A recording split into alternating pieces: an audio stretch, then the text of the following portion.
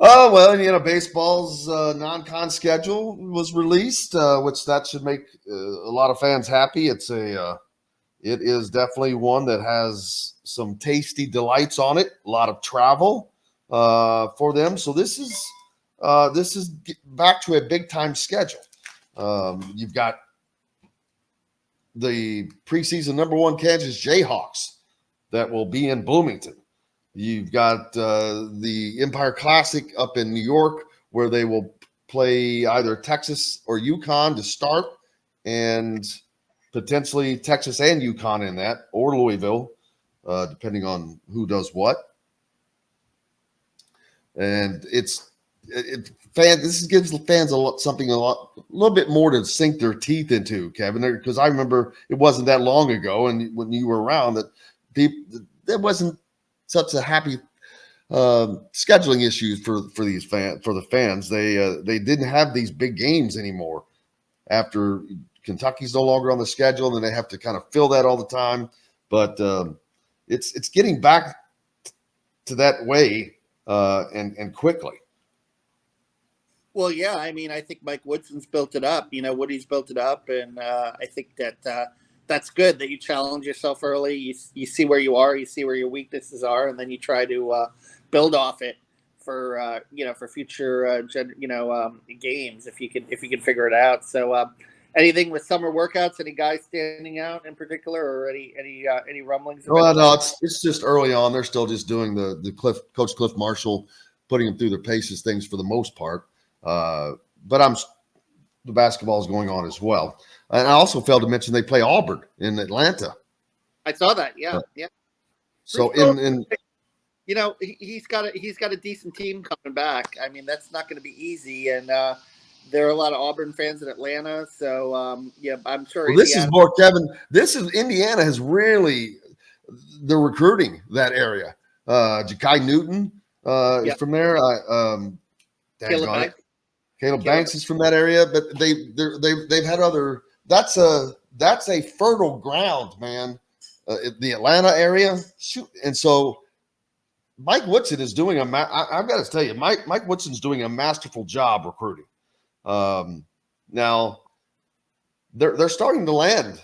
They've landed these big guys, Khalil Ware and Mackenzie Mbako and among others. But these are big names that they're landing, and not that you need me to tell you, but there was an article in the I think Zach probably wrote this, Zach Osterman, talking about how Indiana is such a player for more elite players in the class of 24 than they have been in any time in recent memory. And that is just a combination of, well, winning, first of all, cures everything. When you start winning and you start doing things that you haven't done for a while, it stands out. Getting to the NCAA tournament, yada, yada. Getting Trace Jackson Davis and Jalen Hachafino drafted. There's more things. Race Thompson on a summer league team. They just have so much going right now, and it's all going trending in a positive direction for Mike Woodson and the basketball program, and he's going to capitalize on it. They're going to when you get this amount of guys in. No, you're not going to get all of them, but you're going to get your share. And once this is just a continuous thing. And now once that happens, you just got to keep rolling that ball over. Yeah, and that's it's good to see Trace get drafted. I was happy to see that. It was late in the second round, but he got in there, and hopefully he'll take advantage of his opportunity. He certainly goes to a great franchise, right? The Golden State Warriors, where he can obviously learn and develop in summer league, and if he sticks with the big roster under a coach like Steve Kerr, that's not a bad spot. If he can make it with the team, or maybe be a two-way player of some sort. Start out in the G League and work his way up. So I thought that was nice to see for sure. And yeah, the Atlanta area is a very fertile area. I mean, it's a lot of great players in that area, and I think it was probably a smart move to do some non-conference games there. And don't forget, Mike Woodson started his career. Uh, his first head coaching job in the NBA was with the Atlanta Hawks. I remember interviewing him for an Al Horford story, back in the day, 10 or 15 years ago when Al was starting out there. So very nice to see. And, certainly, good things ahead, I think. The class of 2024, it's interesting. You mentioned taking the high school recruiting route for sure is interesting because of the transfer portal too, and there's so much emphasis for so many teams on the transfer portal that I think it does open the door for the programs that really commit to it to have build good high school recruiting classes and build from the ground up. And I think a school like Indiana, you can do that. Maybe your fans are going to have to be a little patient with some of them, but I think it pays the dividends down the road. And you want to get your program to the point where it's not just rebuilding but reloading.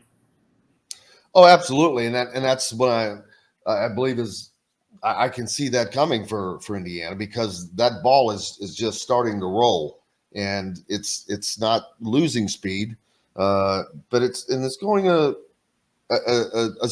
forward speed that's not lightning, but sometimes that's not good to have things move so fast. But they're going to be going into this basketball season, it's going to be very different because they're going to be very talented. But last year, they were pegged as the favorite, and I think that was not good for them. I'm not sure that they were they wore that well. Maybe it was a little stressful. I'm not sure, but they're not going to have that target on their back this year. They're not going to have Trace Jackson Davis with everybody lauding that. So they get to come in. I hate to use the phrase a little under the radar, because I don't know that they're going to be under the radar, but the attention is going to be on Michigan State and Purdue. So Indiana can just kind of relax and maybe try to relax its way to the top. Well, I think Woody, too, is building an athletic team, and I think that plays very well in the Big Ten because, as I've said a lot of times, I think, Big Ten has a lot of very skilled players. They have some big players, but by and large, it's not the most athletic conference. And I think Woody sees that. And I think when you're looking at some of the players that he's recruiting and some of the players that he's bringing in, a lot of long, talented, athletic guys, I think that's going to play really well in the Big Ten and pay dividends down the road. And, if he could get to the point where they are playing, 4 out, 1 in, I think that would help very much too. But it'll be interesting to see even a guy like Malik Renew, who, obviously had his issues with foul trouble and stuff, but with Trace Jackson Davis gone, here's his opportunity now, right? Like can he make that jump from the freshman to sophomore year and kind of be that guy in the middle? And if he can, and you got Xavier Johnson back playing the point, and then you got a pretty good foundation to start with. So what's the latest with the kid from Kokomo, Bidunga? What's with his recruitment?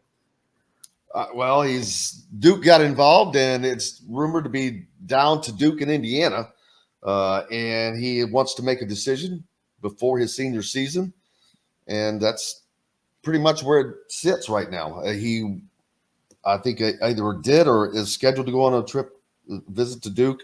Indiana's is trying to get him back in as well, which you'd think that they'd have a good shot at that, being that he's so close. So we'll see, but it's just one of those things. But that they're in with so many different guys. But he's a game changer. He's two things. He's a game changer, but he's also you have to consider him an in-state player. I know he's not from here, but he's played high school ball here in Indiana, and he's a really, really, really good player. And getting that in-state great player is another add to that ball, keeping that ball rolling a little bit faster. They're in deep with some guys in the 25 class from in-state, Jalen Harrelson and Trent Sisley, guys like that. But Floyd Bidunga, man, he's definitely would be a big time get for Indiana. Of course, we say that a lot, but you probably haven't had the opportunity to see him play, Kevin, but he's pretty active. Well, Florida was in his recruitment early. I don't know if they're still in the mix. They thought that they had a shot with him, but it sounds like the heavyweights are in there, and that's no longer the case. And I had heard some rumblings about Cincinnati too, right? But I guess the ball is rolling in a certain direction now, and he'll end up he'll end up playing for one of the Blue Bloods, and that's good for him. I know he's a top 5 national talent. So Yeah, he's one that could actually be the number 1 recruit next year. We'll see how that shakes out. That's just decisions by people, but yeah, his recruitment has done nothing but continue to go up, which is good for him. He'll be able to get some good. I don't think he's in college. He's just going to be he could. I don't know. He's a potential one and done, but he could be a 2-year guy.